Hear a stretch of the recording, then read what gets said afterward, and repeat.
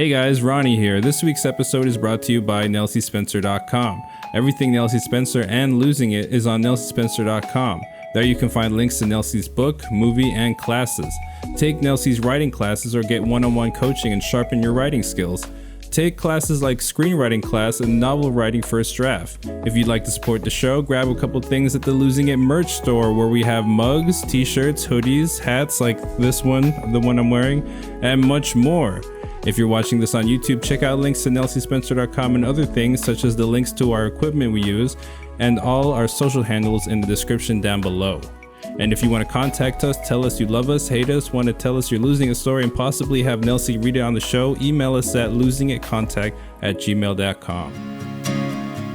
Losing it, losing it, losing it, losing it, losing it, losing it, losing it. If you got a story, we don't care if it's happy or gory, so come share your losing it story with us. Hello, everyone, and welcome to Losing It with Nelsie Spencer. That's me. And I'm here with my editor slash co-host, EJ Del Rosario. Hi, EJ. Good. How are you? EJ, you guys, if you're not watching us, if you're watching us on YouTube, you can see that EJ is he's very purple. He's very purple today. He can change his background. And so he's looking, I don't know, very 60s. Very like I can Jimmy. make this turn into a nightclub if I wanted to. Yeah, that is beautiful. He's got a Jimi Hendrix vibe going on. So how the hell are you? Anything new? I've been great. Let's see here. Well, I actually got this co-hosting job from Losing It. I was like, he got another one? He got another co-host job? Fine. He's already... There has been nothing interesting in my life, which is okay. I mean, I've been doing pretty good. But you said mentally. that your friends listened and they thought you did a good job. Am I right? Yeah, they did. Yeah. They were just like, because these group of friends, we actually spoke about making a podcast together like way back, and they were just so shook about knowing that I'm actually in a podcast, not just like editing like a video, but I'm actually co-hosting now. And yeah, they've been like really, really proud of where this has taken me. That's thanks so to you. Great. So great. So they're mostly supportive, not envious and jealous, just like on, EJ, do your... I mean, they're mostly just supportive and they just laugh at me for being awkward. So yeah, that's just what I do best. Exactly. It's me. Weird is good. I live by that saying. So. Weird is good. Oh, absolutely. My daughter likes to tell me how weird I am. And I'm always like, do you know anybody who's not weird? I mean, people, humans are weird. Well, I do have news because since I last saw you, I've been to California and back. Yeah. I mean, it became the birthday trip, but I really was just going out there to visit my daughter. And then it ended up coinciding with my birthday. And so I've been on an airplane and worn a mask for a solid 7 hours in each direction, which, you know what? It wasn't as bad as I thought it was going to be. It was like, yeah, I mean, you feel like you have horrible breath after you've been breathing in. Oh my God. But, yeah. I wouldn't want to talk to me without a mask but I had so much fun. I got to see my daughter. I got to see my sister-in-law. I got to see, three of my very dear friends. I had vegan food. I had Thai food. I had Vietnamese food. Oof, I just had Thai food just 30 minutes ago. Really? I had massaman curry. Oh my God. So good, right? I feel like that would be a cuisine I wouldn't mind eating like forever. Nope, exactly. Like when we went, so I go and visit my sister-in-law who lives in Fallbrook, which is like right near the northern border of San Diego County. So it's south of LA. And it's, it's not a tiny town. It's certainly bigger than the town that our guest lived in, which you guys will hear about soon. But they had the best Thai food. It was so good because you worry, you know. I mean, I think when you get like if you go to Panda Express or something, like it's really good. It's really easy to get horrible Chinese food, but I feel like Thai food seems to stay pretty authentic. Although I say that never having been to Thailand, but man, so I had great Thai food, had some vegan ice cream, went to the museum, you know, the Academy of Motion Pictures, you know, the people who do the Oscars. They've been working on a museum for like literally 30 years. It opened like a month ago or something. I went to now, just this year. Yeah. It's unbelievable. If you go to LA, guys, or if you're in LA, go to that Academy Museum. It is phenomenal. We were there for 4 hours. In that museum. It was unbelievable. Really well done. Really beautifully curated. I got to hang out with my daughter and her roommates. And yeah, it was fantastic. Were you with like your husband and your son, or no, my husband stayed, and my son, you know, he has his own life. You know, we pass in the hallway. We say hello. He loves me and I love him, but he's got a life and a job and a girlfriend. But they took care of the dog while I was gone. And Callie lived to tell the tale. So when I got home, I flew on the red eye. And when I got home this morning, oh my God, she was apoplectic. Mom, you're home. Mom, I missed you. Mom. It was great. What breed is Callie again? We don't know. We don't know. We think she might be part. She's like a. What do you think? Lab? She might be part lab. She might be part shepherd. She might be part black and tan coonhound. We don't know. But I'm going to do. I told my daughter that's what I want. What I want for Christmas is to do as a gift to do her DNA. So that's on my Christmas list. So we'll find out. Yeah. So I'm back. I mean, I flew all night, and then I got and had clients. I came home, walked the dog, had clients, had some coffee, did a podcast, and yeah. But we have this guest that's a wonderful guest, and I know he's wonderful because I already did the interview. And I think Ronnie found him. Ronnie just tosses these people at me, and he's a muralist that lives in Minneapolis. And that's all I'm going to say about him. And enjoy, guys.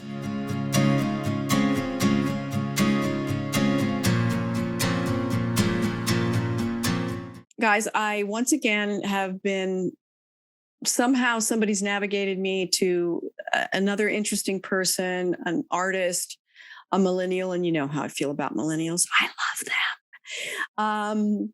I've only seen a smidgen of his work. He's a muralist, but I feel like that doesn't quite encompass who he is and what he does.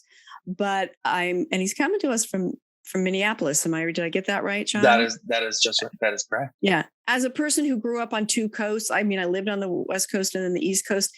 You know how we are about the Midwest. It's like, it's one of those places that begins with an M or a W, but I do Minneapolis. So I'm so excited to have Jon King on, and I cannot wait to hear more about what he does. Hey, Jon. Hello. Thank you for having me.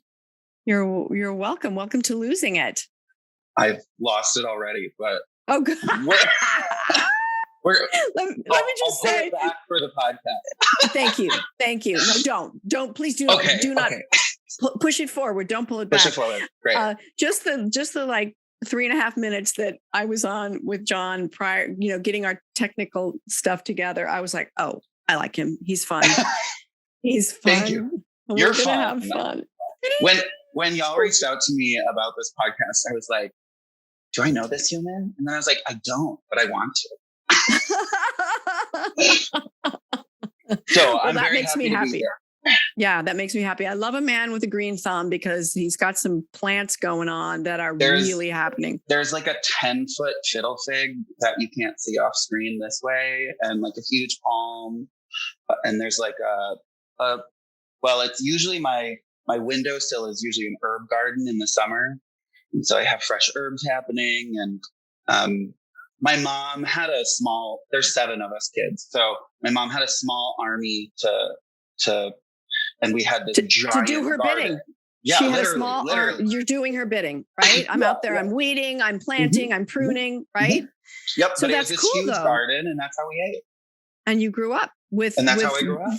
Oh my goodness! So are you a Minneapolis native? Is that where you were born and bred? No, so I'm from one of that W, that you mentioned earlier. I'm next door. I'm from Wisconsin. Grew up in very rural, small, you'd never guess, but rural, 260 people, seven kids. My dad was a pastor. He just retired. So PK, huh? Preacher's kid. Yeah, I'm sure we'll talk. Well, it's part of the story later, but yay, we'll talk about it. Yeah, But literally, wait. I just want to literally 260 people in the town that you grew up in. 260 people, and we grew up like 3 miles outside of town on a farm. Wow. Oh, right. And it wasn't like a working farm. It was just more of like a hobby farm. Like we had 5 acres, and like one of those acres was a garden. And then 120 acres around us was owned by the farmer down the road. And he had cows and sometimes horses. And we had an outside wood stove that I would cut and chop and haul like 2 cords of wood, if you know what that is. It's like a truckload of wood, right. Literally. Oh my God. But that was my childhood. It was a great time. Wow. And where are you in the birth order? I am smack dab in the middle. Oh, honey. I know. How many kids do you have? You said you have 2. I have 2. So I have my daughter's the oldest. My son is the youngest. And birth order is a thing, It really is. It really and you is. did it right. You had an even number. I say have an even number. I'm probably never having kids, so I shouldn't be telling anybody anything about no, completely. Feel free to tell me what to do. It's too. I mean, I'm not procreating anymore because that ship has sailed. You did it right. Every once in a while, my husband. Never mind. I'm not going to go there. I don't know you well enough yet to tell you that story. I pull out those stories from people, so just stop yourself. It's fine. But every once in a while, he's convinced that that we're going to have another kid, and I'm like, I don't think so, honey. Not happening. Grandkids. Oh, he's dying for that. Or like no, I'm not adopting. Just like not adopting, but like friend adopting a young mentor. Mentoring. Like that's easy. Right. Waving. Not really, but waving at the cute children on the corner. That's what I'm going to do. That's exactly. Grandkids, I'm happy. So, okay. So you moved from 260 town population to Minneapolis. And how long have you been living in the big city? Okay, and Minneapolis is a pretty big city, right? What's the population? Yeah. So Minneapolis, St. Paul smushed together is about, I think it's 3.2 million. So it's large. It's absolutely a city. It's no Chicago, LA, New York, but it's a city. It's definitely a city. And I had stops in between where I grew up. So my family now is all in the Madison area. We moved there my freshman year of high school. So went from living in the middle of nowhere to not downtown Minneapolis, but we were like in a happening part of, or in Madison, not Minneapolis, but we were in Fitchburg, which is like a growing suburb of Madison. Yeah. Yeah. And how old were you when that happened? 14, I want to say. So I went from being the middle child of 7 and having all my siblings around to all 3 of my siblings stayed where I grew up. And I was the oldest to move. And so I went from middle child to being the oldest child for like 6 years, because over the years, my older siblings trickled down to Madison to be close to family. But I went from being the middle kid and the youngest boy to the oldest child and the only boy. And right there, and also being 14, like that's a very I'd do it over again. Yeah, but my sisters had it harder because I'm a charismatic, crazy person like my father, and we get along with everyone. It's like You want to be my friend? You want to be my friend? Let's be friends. Oh, that's fantastic. Yeah. So even though you were the new kid, the country bumpkin new kid, you came in and made friends and were like, yeah, what are you doing? Hey, let's go. Yeah. That's fantastic. And so mom and dad and the 4 youngest kids moved and the older siblings just stayed back home. Yep. So my father was asked to come down to Madison to be a pastor at this church that had gone through multiple splits and kind of like help get it back on its feet.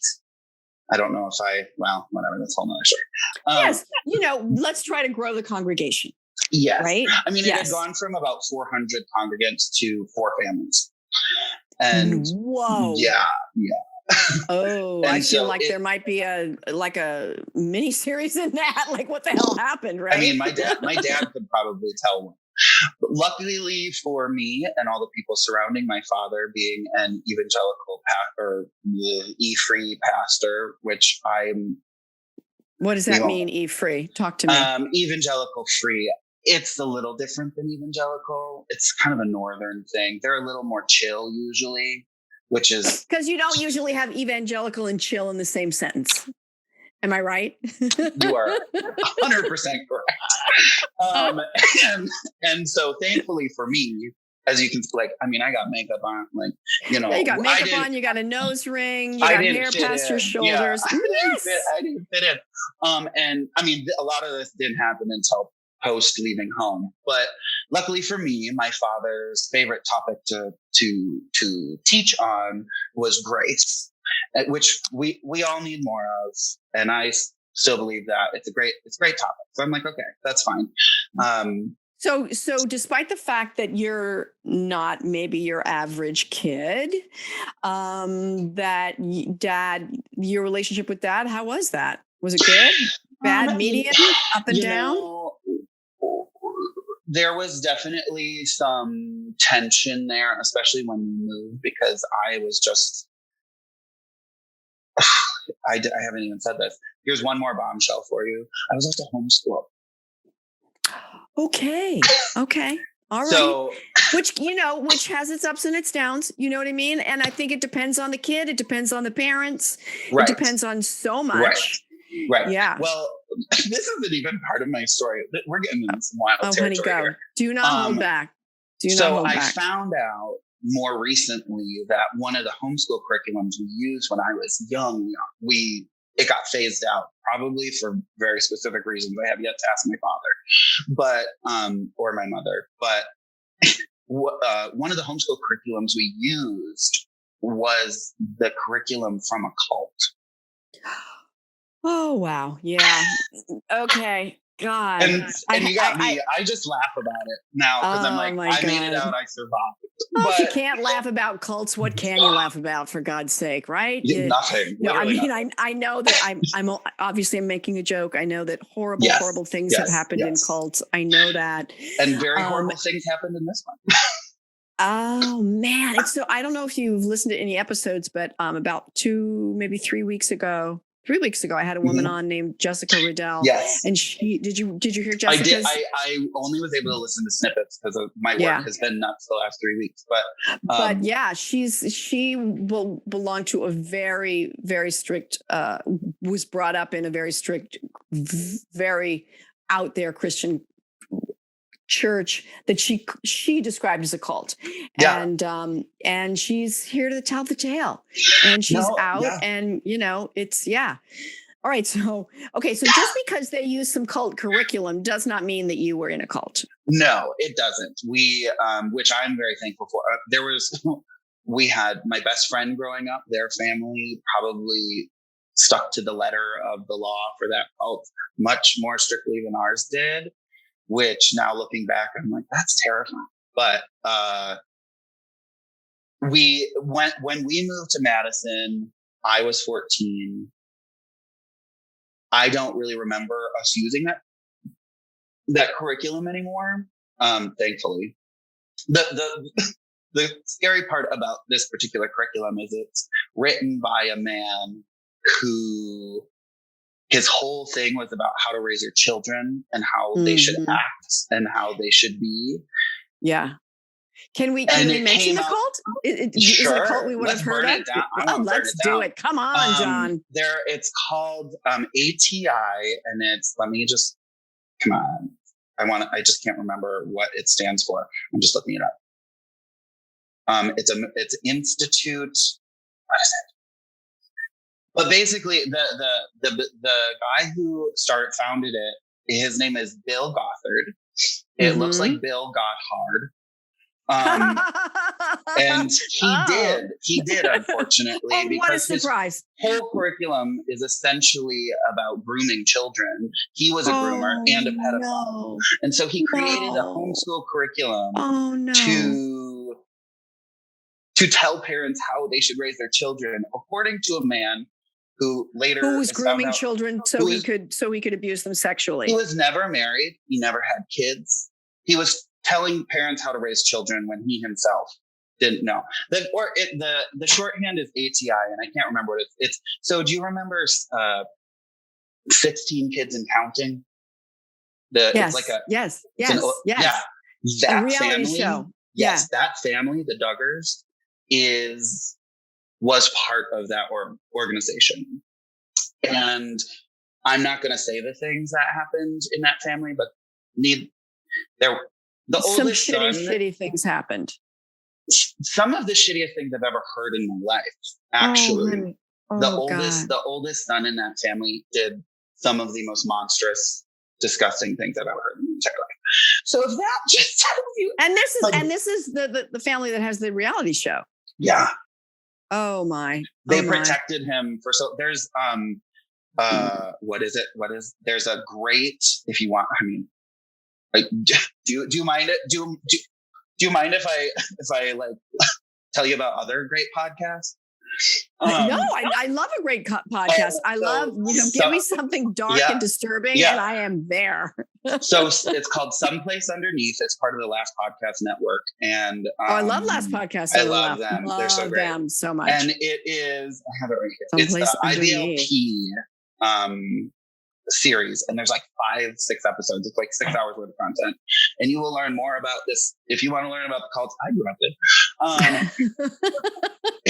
I'm sorry for laughing, but here's the thing: it's like, I have to laugh.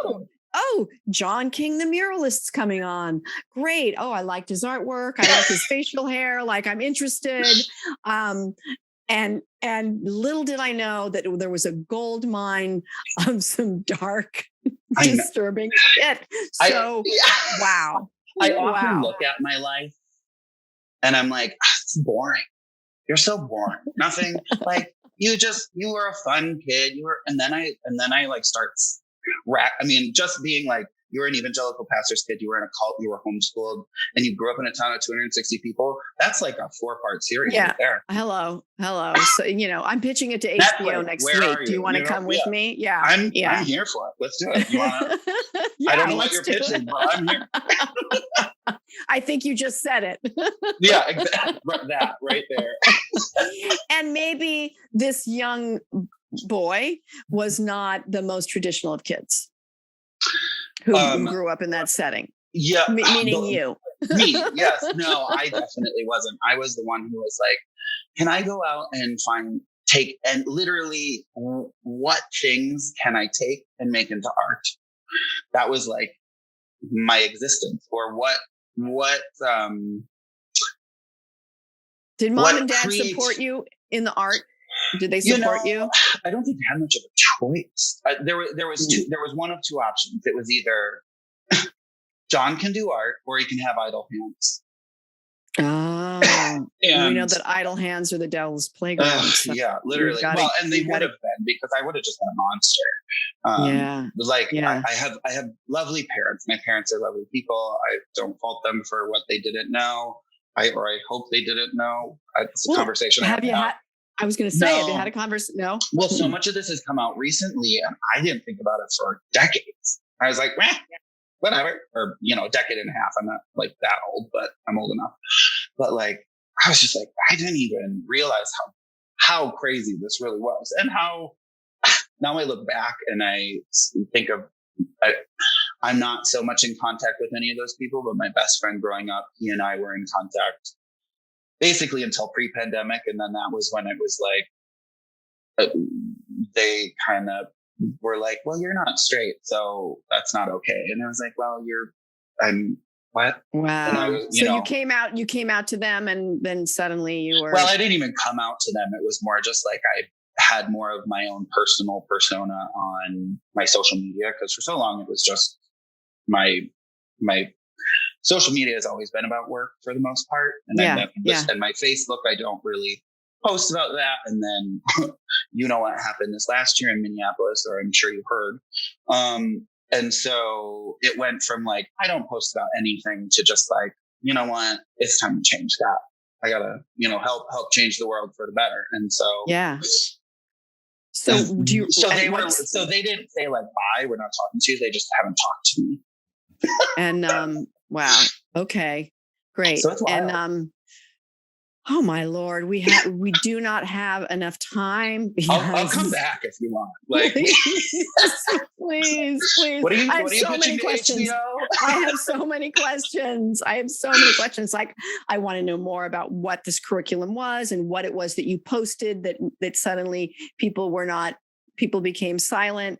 I mean, but as I look at the clock on the wall, or the clock on the iPhone as it is today, I am made aware that it's kind of time. Well, maybe can you answer those two questions? Is there some curriculum that you remember, something specific from that curriculum that at the time seems fine, but you look back and go, oh, this was curriculum developed by a pedophile? Is there something you can think of? There's not a ton besides just the overarching sense of like feeling like the curriculum was really just trying, like, you as a child, like you were being controlled, like even as a small child, and I'm sure all children experience that, but like when I look back and see, look at the curriculum, it's it went as far as like what you can wear, it's like you have, girls had to wear, long dresses to their ankles and like blouses and no pants. And like, isn't it always so fucking ironic that the pedophiles are always making the girls cover up, right? So they want them to be extremely modest. So you don't tempt the guy. So heaven forbid, because if a guy does get a hard on, it is your fault if you show them the collarbone. So don't show their collarbone. But isn't that so ironic that oftentimes these cults that have this whole undercurrent, of pedophilia, have these rules about modesty? Oh yeah, I think it's. I don't know why it works, because it is because it's connected to shame. It wants you to shame. They're shaming, right? Don't you think? Yeah, well, you have shame in showing your body, you have shame in disappointing a man for tempting him, even though like it's his own damn problem if he can't control himself. And also in most of these cults, they're so misogynistic. It's such a patriarchal thing that yes, don't tempt them. But on the other hand, the only way that you gain any footing is by who you marry and having children and all of that. So, well, and I mean, in this specific one, like, women aren't supposed to have jobs.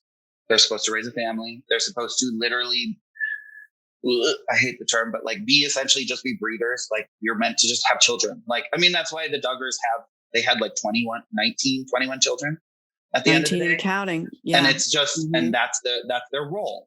And that they're groomed to want to be mothers. But in the long run, and like in my story, there was only 7 of us, thank God. Because 7 guys. Yeah, right. Oh my God, only 7. That's so sad.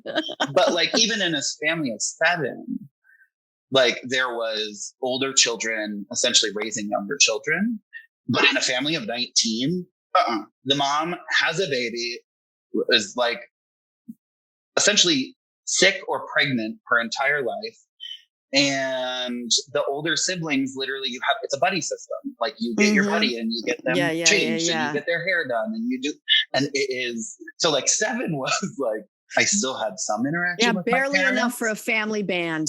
Barely enough for a family band. That's coming up in the story. Oh, good. I can't wait. Okay. All right. So many more questions, but no. So I understand, Jon. Yeah. You have a losing it story for me. I do. Do you want like the premise of it up top? You know, should I spill the good? Should I? Yeah. No. Okay. I want tension. I want nail biting. I want cliffhangers. Just walk me through it. Okay. So this is a personal story. Actually, it's something that you as a performer and with your work, you will, I think, understand why this was difficult. But I'm going to talk about my life throughout, mostly just to get to college to tell that story, but about singing. So I have a vocal degree on top of a graphic design degree. And I grew up in the church, as you have heard so far. I grew up in the church. My dad actually is a phenomenal singer, and he was in a CCR cover band when he was Stop in his it right heyday. now. Yeah, I did not see that coming. I did not see that coming. Yeah, and then he found God and woo, and then there was a nice uptick, and I learned who CCR was, and he told me that story. He's a great guy, and now doesn't care about that stuff. But so I grew up kind of immersed in music. Unfortunately, it was only church. Fortunately and unfortunately, because church music is great, and a lot of people learn from it because it's simple. Yeah. But I'm glad to hear that it wasn't a church that was so extreme that there wasn't allowed to be any singing, because that exists as well. Yeah, so I'm glad we're singing. They do. So okay, we sing the church music progressed. Part of that is because of my family, actually, because my older siblings were a little rebellious, and they were like, no, we like guitars, and we don't just want an old lady playing the piano when dad sings, which is how it started. That's how it was when I was a kid. But I grew up, both of his parents sang, and so I grew up with like two of my favorite humans that ever existed on this planet, just like lovingly singing to each other all the time and watching my grandparents create those tight little harmonies. And it was beautiful. It was beautiful. So it was obviously something that I always loved. But then fortunately for us, there's 7 of us, and about 5 of us sing quite well. And the other 2 sing proficiently and are musically talented. So we were just like the Von Trapps. It was like, it was like, Traps. Let's do it. And so I grew up singing in church. And are you all blonde like this? No, okay, most of you blonde? This is I'm the only one. Wow. They put you front and center, sweetheart. I guess. I mean, when we were younger, everyone was blonde. Yes. But so you have 7 little blonde precious angels. Oh yeah. And then as we aged, I was the only one that kept it. And I'm the only one in like 3 generations from both sides of my family that has this hair. It's insane. But we talked through some of this story, but so I was homeschooled, which early on didn't have any impact on my singing. But when we moved to Madison, we became part of a homeschool group, which actually was great. And essentially it was 200 high school kids that were all homeschooled, but we met once or twice a week, and there was a soccer team, and there was a choir, and there was an art program, and there was a speech program. And were they all religious families or just all for homeschoolers? For the most part, differing levels of religious. But for the most part they were. There was a few that weren't. But yeah, for the most part they were. But it allowed me to have some semi-normal high school experiences. Yeah. Thank God. Have a social experience and have friends and play soccer and sing and all of that. And understand like social hierarchies and like how you fit in and how you work in your way in. I mean, it's rough being a teenager. It just is. I mean, yeah. But so I was in choir, obviously. And because it's a homeschool group, I'm not saying all of us kids are these, you know, extraordinary singers. We're good singers. We're not, you know, some, like, I'm not Prince or anything like that. But I like that that's your reference. Of course. Yeah, of course, it's Prince is your reference. Yeah, exactly. Minneapolis.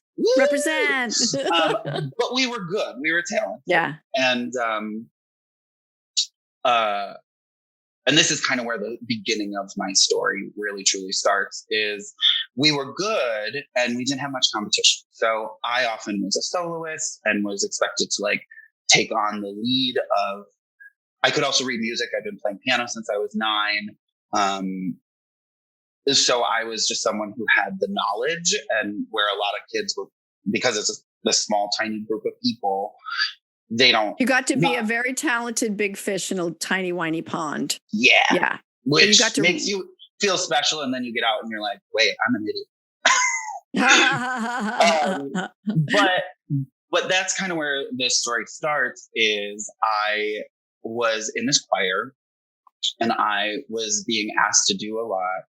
And these choir teachers, who also are they're not teaching public school, high school for choir for a reason. So they're good. Again, just not that great. Yeah. Sorry, Lori Lipsky. But I started getting asked to do things that were outside of my ability. Oh. And like for instance. Like being the only one who can actually sing the Hallelujah chorus from from Handel's Messiah. From Handel's Messiah. And then being the only one who can not only sing it, but I couldn't sing it full voice. I had to falsetto it, but still being in first tenor where you're supposed to be singing full voice. So what ended up what started happening is I started adding weight onto my voice. And I think had 3 choir teachers in high school, and each one essentially like upped the ante of what they thought my voice was capable of. Fast forward a few years, and we're in senior year of high school. I'm being asked to do things that are completely outside of, like, I'm a baritone. My speaking voice is really high, but I'm not like, now my voice is higher, but like in high school, it's just not how it was. And I just started adding weight onto my voice, and it became, it just became heavier and thicker and thicker and thicker and thicker. And then, when you say that, for like, I mean, I can sort of intuit what you're talking about, but in doing that, does that mean that you're compromising your vocal cords? Does that mean, like, explain to me? It sounds to me like your voice went from being true to not as true. I mean, I'm not essentially really, that's what it is. Essentially, my voice went from being like, you're this little angel who knows how to sing, to we need you to do. It's like sort of stepping into shoes and not or like being asked to lift weights that are too heavy for me. Oh, got it. That's kind of a way to speak to it. Perfect. So you're more likely to injure yourself. Yeah.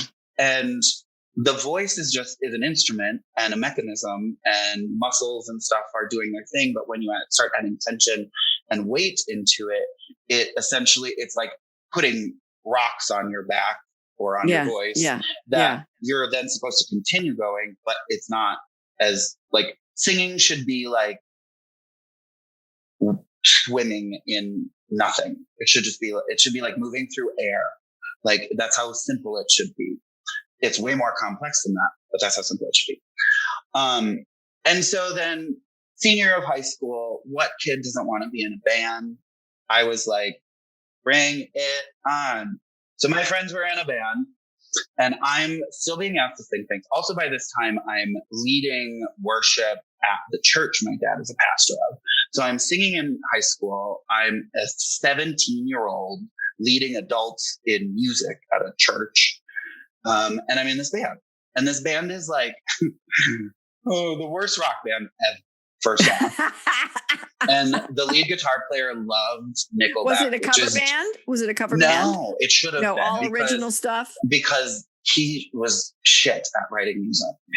And And they were like, we want it to be rougher and gruffer. And oh Jesus! So now you're doing more stuff to your voice. So now I'm adding more stuff to my voice, and I get done with a 2-hour band practice and barely be able to sing or talk for 2 days. Which that is not how your voice should be working. No. So graduate high school, go to a tech school for a year to get some gen ed credits out of the way because I didn't want to pay for college and whatever. From there, go to Stevens Point, Wisconsin, University of Stevens Point. I started in the graphic design program. I have a degree in graphic design. That's how I became a muralist. And about I was in the choir. I was always in the choir. And again, I had a choir teacher. I love you. Lucy may actually watch this. I'm sorry, Lucy, but you put me in the wrong section. I was just with the state of my voice and my knowledge of vocal training, I was just placed in a space that wasn't healthy or comfortable for me. And you had to work too hard to fit into that space versus it being something comfortable that you just settled right into. Yeah. And again, we sang Handel's Messiah. And so I'm sitting there screaming these notes that I don't know how to sing, aren't working in my voice. My voice is slowly deteriorating. And then I get this idea that says, I'm not performing and I'm not singing enough. I should declare a vocal degree if I can get into the program. Smart and dumb all at the same time. I was because I knew I was having issues. And when you start losing your voice, when it's something that's so precious to you, as a performer yourself, I can only imagine if you thought about I lost my voice, what do you do? Yeah. And so when that was happening, Jon, were you did you just sort of keep it to yourself? And were you, do you know what I mean? Did you, everybody knew, I guess, because you couldn't talk for 2 days. Well, kind of. It's hard to keep it from, so I declared a vocal degree. I auditioned and I got in. Well, my voice teacher won the Met in '88.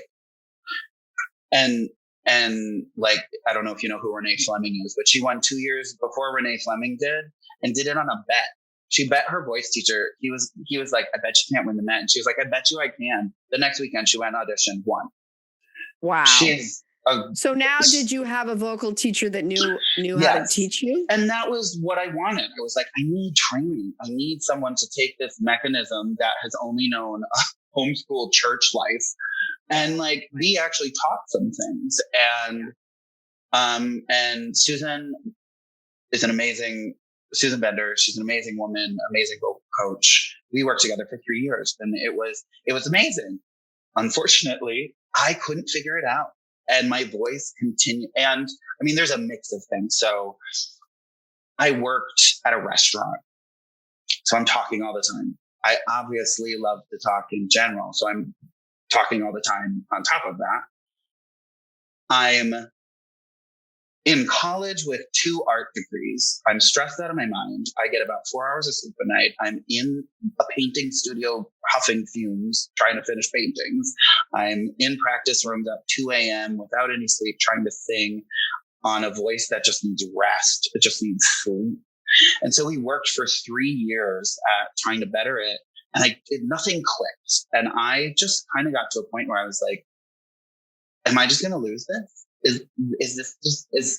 Will I never be able to sing after college? Oh gosh. And how old are you now, Jon? Are you 20, 21? At that time, I would have been 21, 22. So I was in college for 6 years because there's no way to speed those 2 programs up just because of how intense they are. So I was probably 20. So end of college, I was 23. And so this would have been 22. And so we get to the final chapter. I'm working at a restaurant. I'm in all these things. And my voice teacher just says, you need therapy, vocal therapy. You are destroying your voice. Oh my goodness. And I was just I don't know what to do. And so thankful that we had there's a master's program for speech therapy on campus that students Wow. could take for free. Wow. And so I was able, my last year in college? Yeah, the first semester, I was in voice therapy. And we did everything from breathing exercises to just, how to talk again. Like they were teaching me how to speak.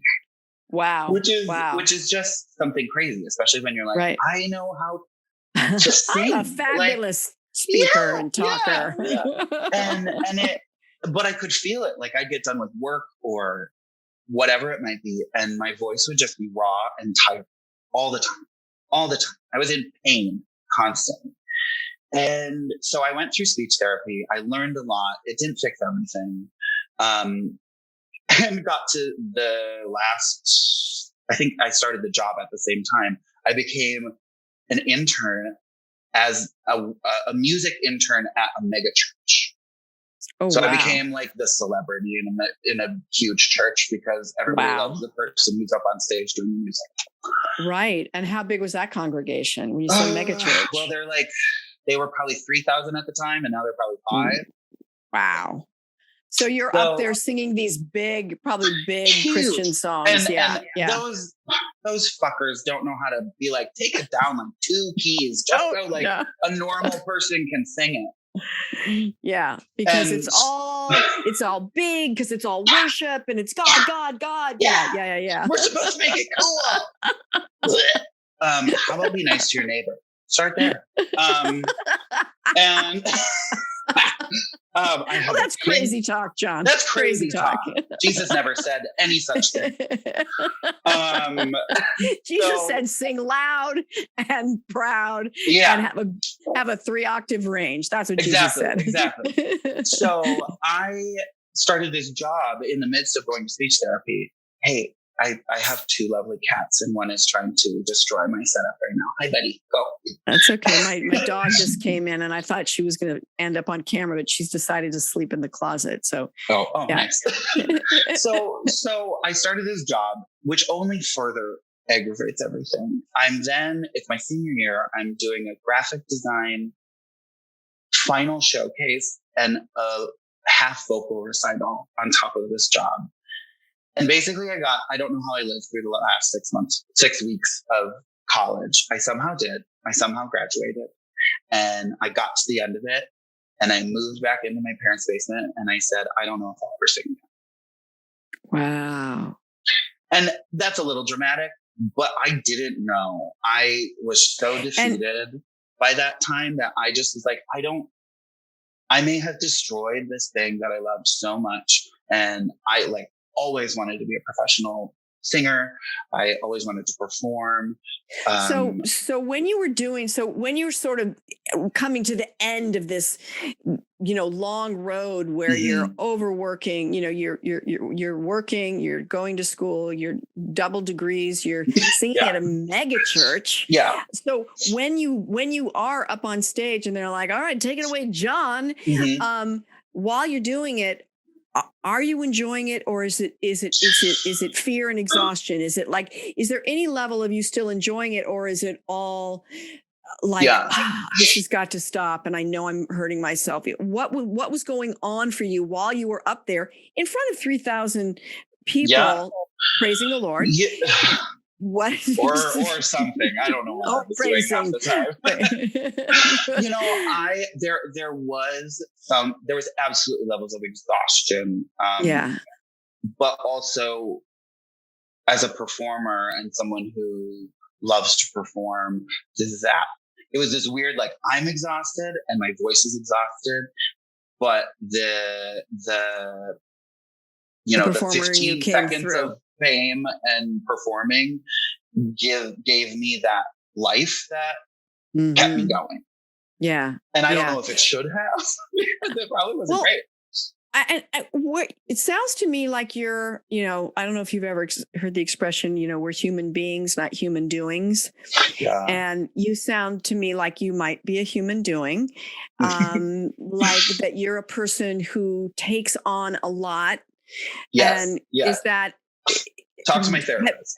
Okay, good. 'Cause I was just going to say, I'm wondering if you've looked at that and if you've thought about where that comes from. And because it is so exhausting, I feel like a lot of people, it's so exhausting, and a lot of us do that because we're either, metaphorically, we're running from something and also running to something in some attempt to feel safe or to feel like we're enough, or to, you know what I mean? So I was just wondering if that's something that you've taken a look at, and that you have some idea about where that might have come from. Well, I mean, a lot of it, going back to homeschooled and upbringing, I mean, so much of that curriculum was about like, essentially like the idea of pull yourself up by your bootstraps and just do it. Yeah. So, I mean, and I talk to my family all the time about things where they're just like, well, people just, you got to do it. And I have some of that, obviously. Mm-hmm. And I do think there are places where it's like, you have to decide. So part of it had to do with how you grew up. You definitely grew up in a like pull yourself up by the bootstraps kind of a thing, and just get to it. So here you are, you go home, you're back in your parents' bedroom, and you're not sure you're ever going to sing again. Yeah. And I just didn't know. And I ended up singing at their church, and it was half-hearted, partially because at the time, that was when I was really like, I'm like, I can't do this straight thing anymore for you guys just to make you happy. And so there was a lot of extra stuff happening. I was like, I know enough about myself, but I was just like, I don't want to do this. I don't want to be here. I am good at what I do. You all love it. But I still feel like I'm hurting my voice, and I don't have any connection to this really anymore on a spiritual level. Or I was coming off of that, I guess. I was starting to be like, this isn't, and I'm a spiritual person. I would not say I'm necessarily a religious person. And so I just didn't know if I'd sing again. And I didn't know if I could. I didn't know if my voice would recover. Like, I could make noise, but it wasn't healthy. It wasn't pretty to me. Yeah. It wasn't fulfilling. Yeah. Well, it's interesting. It's interesting to me, Jon, and if I may just psychoanalyze you now that I've known you for 50, now that I've known you for 53 minutes, I think I am. Well, it's just interesting that you brought in the concept of being your true self and being, coming out as a gay man, mm-hmm. and being true. Because what I'm hearing is there's a lot of artifice going on, even in how you were asked to present yourself vocally. So there's artifice going on in that level. There's artifice going on in, what is my relationship to this religion that I'm singing for? Yeah. What is my relationship to the music? What is my relationship to this persona that I might be giving everyone? I don't know how hard you were working at being a straight man. I don't know, but there's not maybe. I mean, I've always just sort of been me, and then me has evolved into other things. And I'm like, well, I can't apologize because this is what you get. Yeah, but it sounds like there were in a lot of areas of your life, you were maybe that you weren't being true to you and finding out who that was. Yeah, absolutely. Yeah.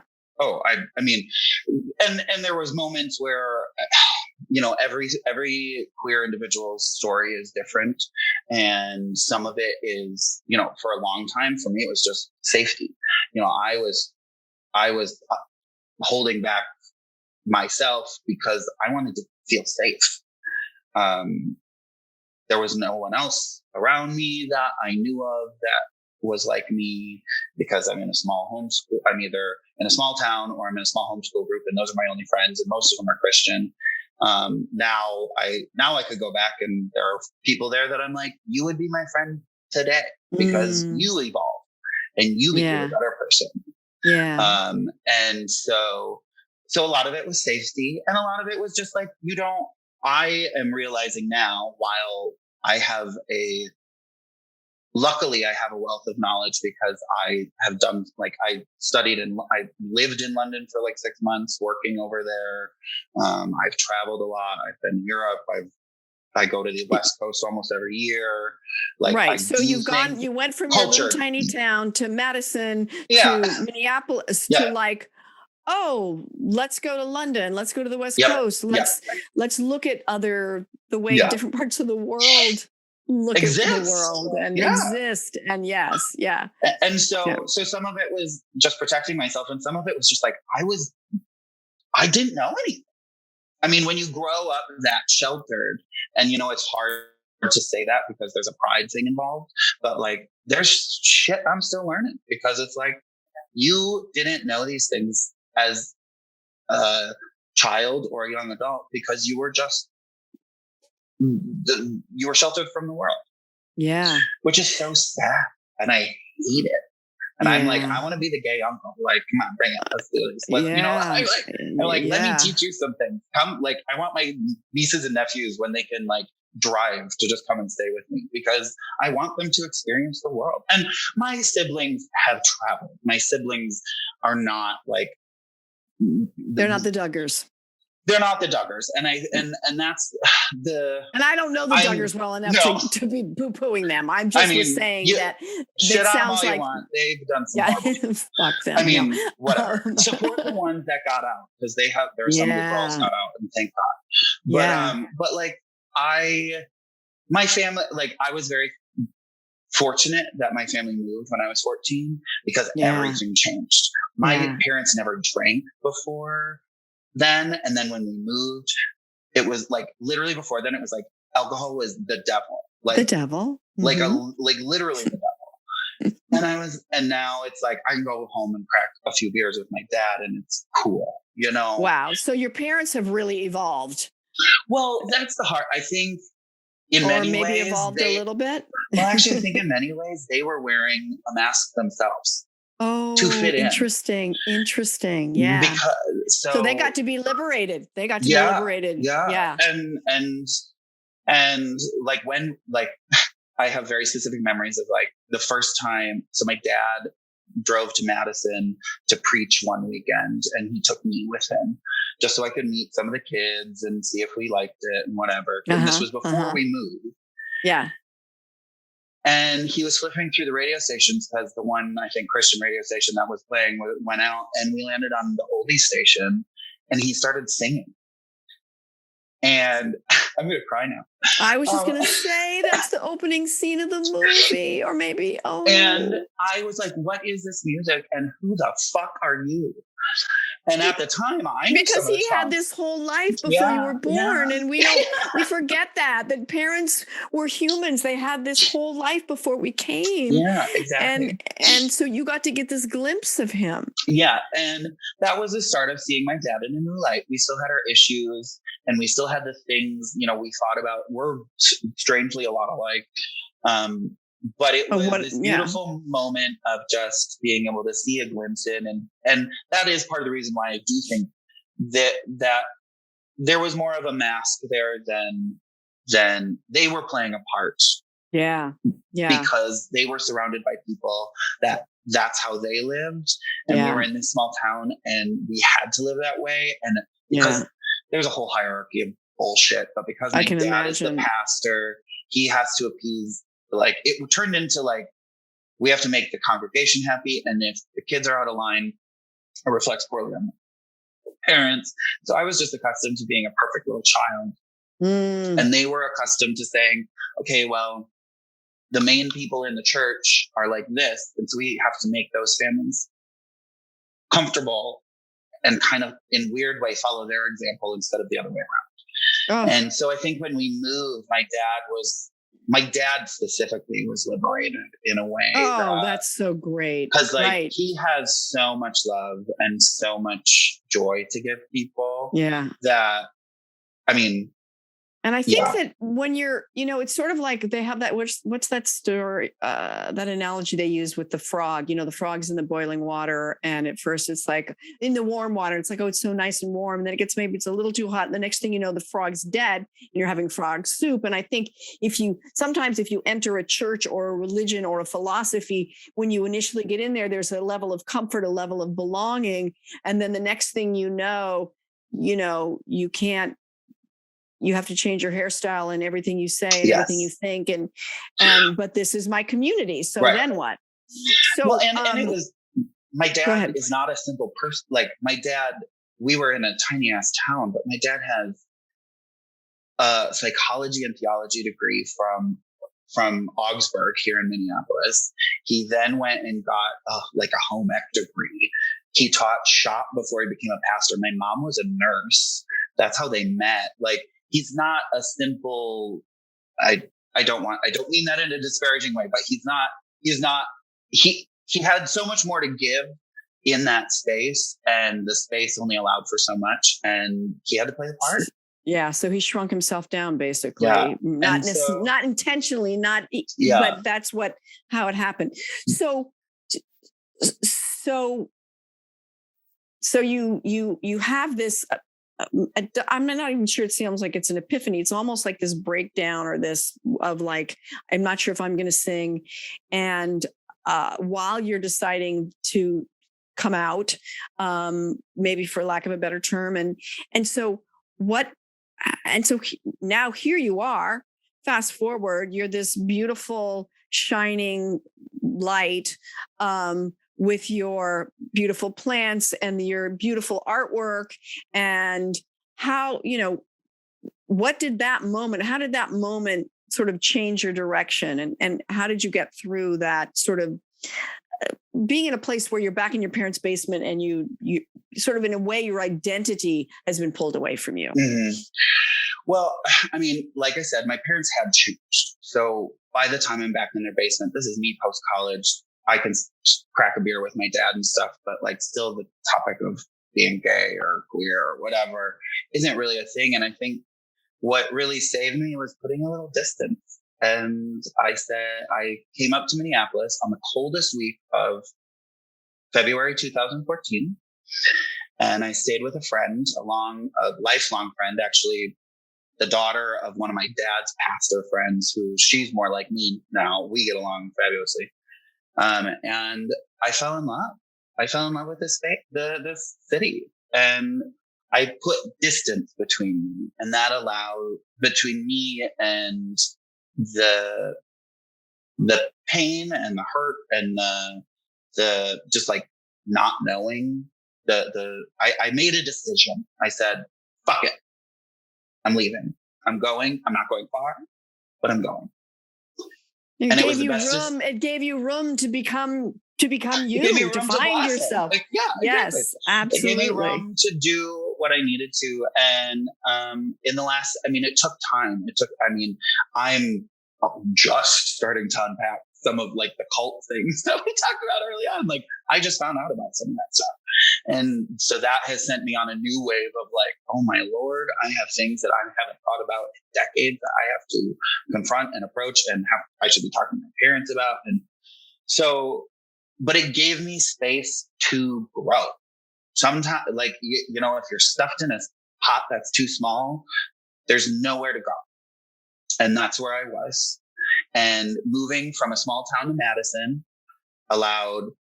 gave me a little bit of room to grow. And then going to college gave me a little bit more. And then I studied abroad in London and worked in London for a bit. And that gave me just a little bit more. But I was still just stifled. And moving away allowed me to like literally uproot everything and just be like, we're not putting you in a pot. We're putting you in the land, and those roots can go wherever the fuck they want. That's fantastic. Fantastic. And they did. And my voice came back. Oh, I was going to ask. Just to round it back out, because I love a good story. And I have, in the last several years, I worked in restaurants for a long time when I was here, when I first moved, because I had no money. and I wasn't a muralist yet, and I didn't know anybody, and blah blah blah. And there were moments where my voice would go in and out, and it was painful, like physically painful. Like I'm like, I don't have laryngitis. I'm not sick. Nothing is wrong besides I just don't know how to use this damn thing in my throat. And over the years, just of like being kind to myself and being kind to my voice and getting out of the restaurant industry and doing what I love. More recently, I've been like, I can sing this. I can sing this note I was never able to sing. I can sing this piece like that I was never able to sing. Will I ever perform again? I don't know. Yes, you will. We'll see. I hope. If you want to, I think if you want to, you will. Yeah, I think if you want to, you will. Okay. But I don't know in what capacity. And I have ideas and whatever. But if nothing else, I have been so grateful for having this thing that has brought me so much joy and pain in my life back, and being able to kind of take control of it again and say, you are this friend that like literally the joke in my family is you hear Jon before you see him, because I'm always singing. I'm always singing. And when someone sings that much, whether it's performing or not, it's devastating when your voice is gone.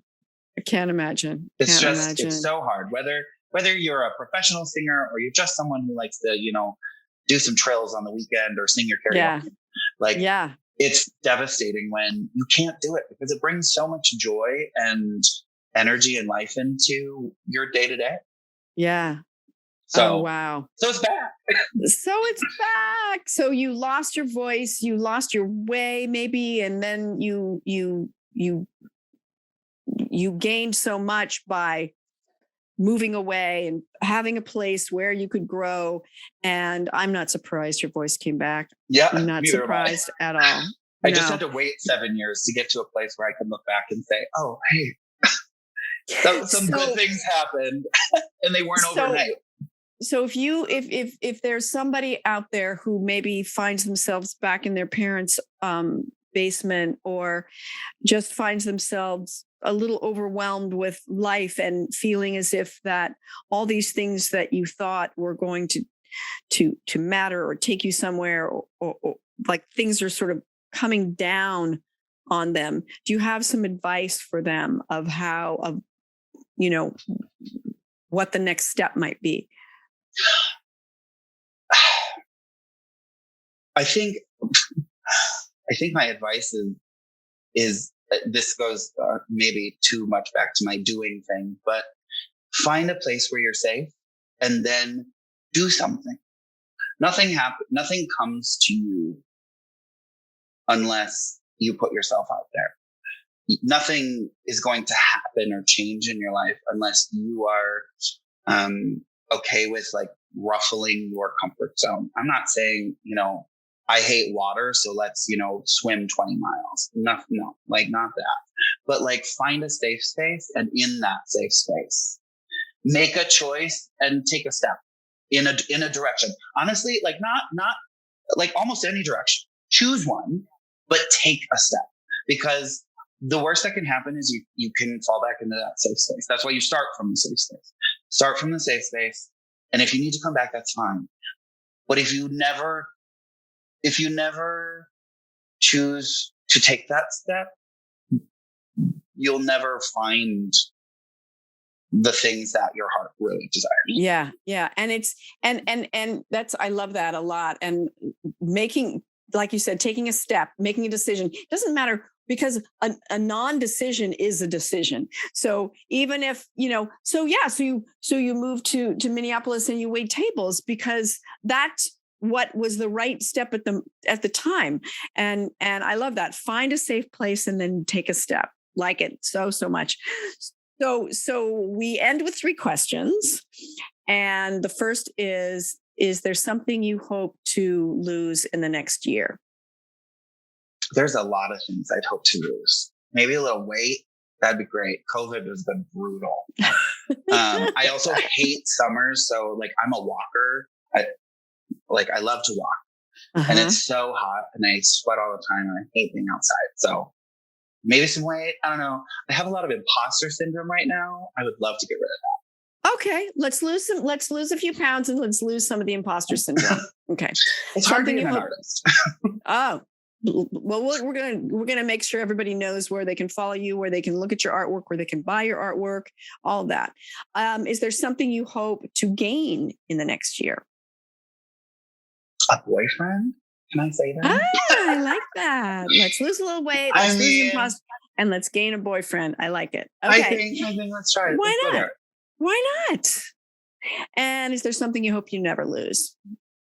I don't. I mean, there's lots of things I hope I never lose. I hope I never lose the ability to continue moving forward, to take that step. Like life is scary and change is scary, but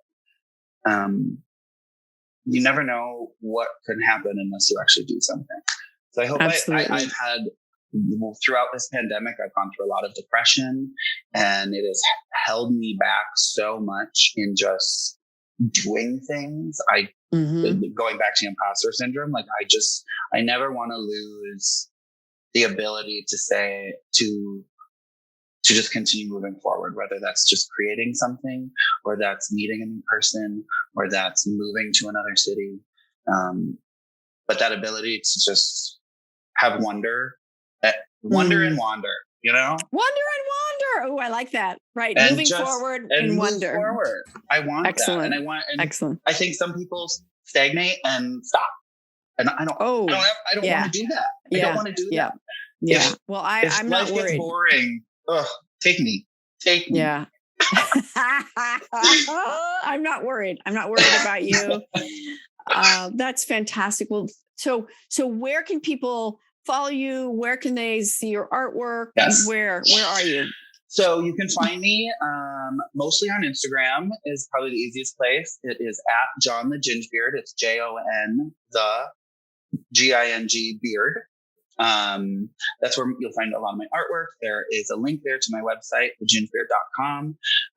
You can find examples of my work there. Sometimes I have artwork for sale. But if you're interested in artwork specifically, just reach out to me either via Instagram, or I have a contact form on my website that you can use and reach out and say, hey, and ask about anything. Fantastic. His stuff is gorgeous and wonderful and lively. I don't know. I just love it. It's lively. Yeah, it's colorful. Lively. It's very colorful. Like lots of color. It's crazy to see the difference, because like 7 years ago when I moved here, it was almost all black and white. Oh, okay. Yeah, read into that a little bit. And now it's just like color everywhere. Yay. All right. Well, this was fantastic, Jon. Thank you so much. Thank you so much for having me. You're a light. And I'm so glad that you found your way to us and we found our way to you. I'm so happy you guys reached out. When I got the message, I was like, is this real? It's and then real. I was like, it's real. Let's do it. Yeah, we have like a divining rod that takes us to interesting, smart, funny, lovely people. Yeah, we're really lucky. Yeah. I love that. Thank you, my dear. Keep being kind to yourself. Thank you. I will.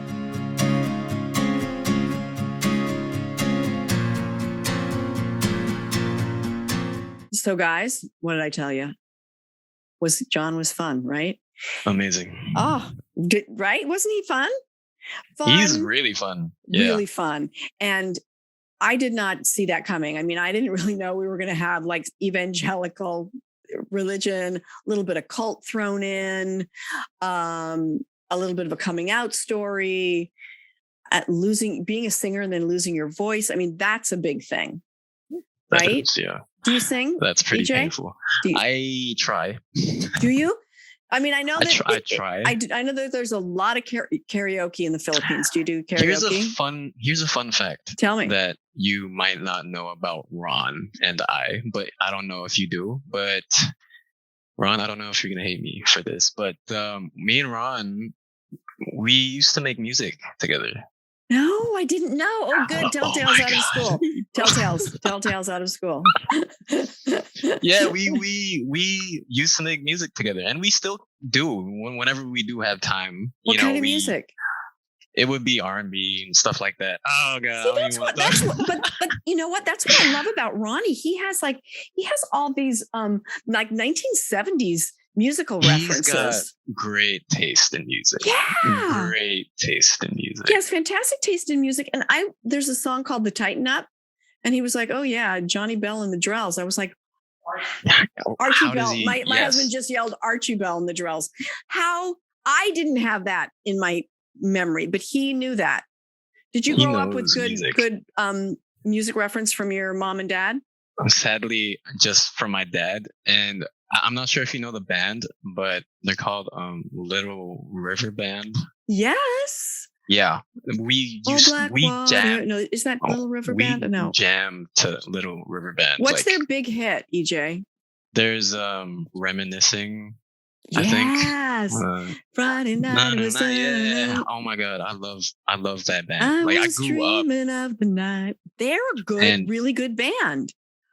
And we literally go someplace and go back home, and like our whole trip would be their like album, and I would not get like tired of listening to their album.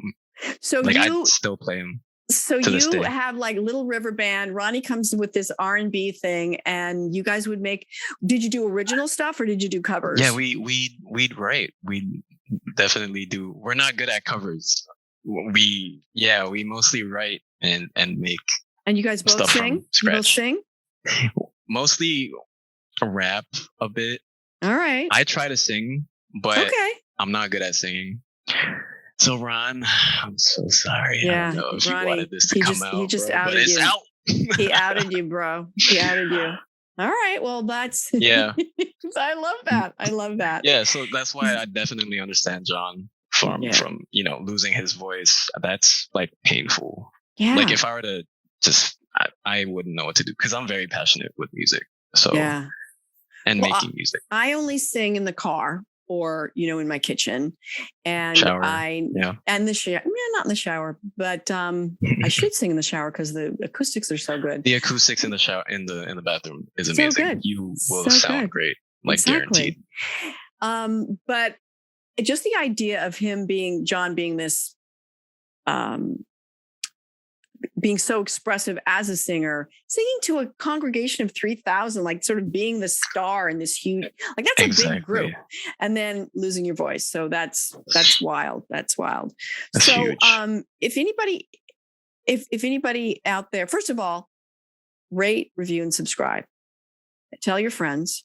You guys know where to follow us. You know our socials, Losing It Pod at Instagram and TikTok and Twitter. And you can listen on all podcasts. You can watch us on YouTube. Please comment if you're watching us on YouTube, and subscribe regardless of how you're watching. And if any of you has a story about losing it, this week you could maybe tell us something about if you've lost your voice or lost your ability to pursue your passion. Write in, DM us, let us know on Instagram. Or you can email us at losingitcontact@gmail.com. And maybe we'll read it on the podcast. Right? Definitely. Did we do it, EJ? No doubts. No doubt we did it. All right, guys. Well, be kind to yourself and others. And if you've learned nothing from me, please, I beg of you, don't poop in the ocean. Amen. Bye. Bye-bye. Bye-bye. Bye-bye. Losing it, losing it, losing it, losing it, losing it, losing it, losing it.